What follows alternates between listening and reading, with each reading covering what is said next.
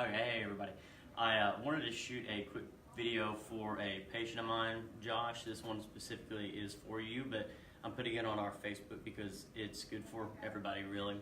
And it's going over a couple simple things to bring in some lower back stability. I put on there before any high intensity training because Josh is actually a member at our CrossFit, and so he's wanting to work towards some higher intensity stuff. And so this is really good to stabilize that midline area.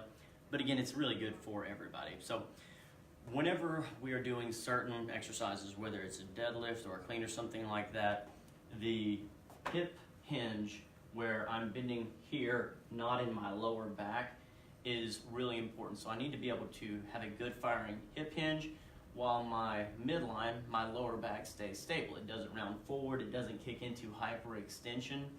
And so we've worked on a couple things with Josh on segmented deadlifts where he's working on just going here, maybe even doing some reps from the bottom to the knee. So this part of his spine always stays straight, and it's just the angle of the leg to the body that's changing. Lights came on. But a couple of the simple things to work on. One is getting used to flattening your lower back against the ground so I can tighten that area, and then I can actually, once I'm in contact there, work on bringing my leg down and back up. I may start just with my knees here, because if I bring my leg out very far and my lower back starts to arch, then I'm reaching failure. I'm pushing myself too hard. So I want to keep flat against the ground, work on holding tight here while just taking my knee back and forth. I can work on both sides. Then I can work on taking my leg down. Okay, good. Still low back is against there. Should not be able to take your fingers underneath your lower back. Doing both sides. Then long term, you can really even end up working both feet. And I hit here, my back arches. Okay, I've gone too far. So I just work through this range of motion while keeping my midline completely rock solid and stable. Another thing after that is working on simple bridges.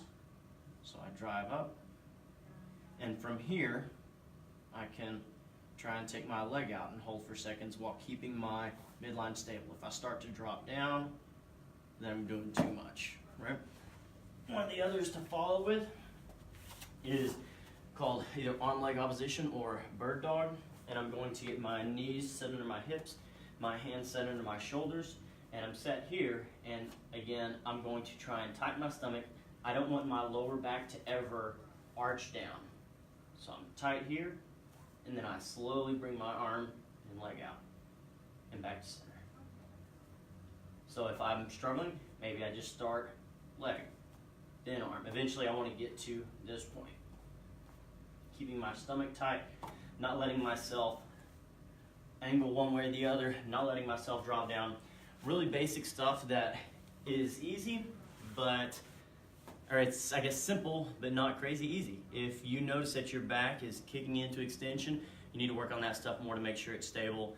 Really good stuff to do before high intensity, and Josh specifically, start working on this stuff and we'll get you moving forward. And as always, let me know if you ever have any questions. Anybody else, be happy to shoot videos to show you how to get better with whatever you're dealing with, and we'll see you next time.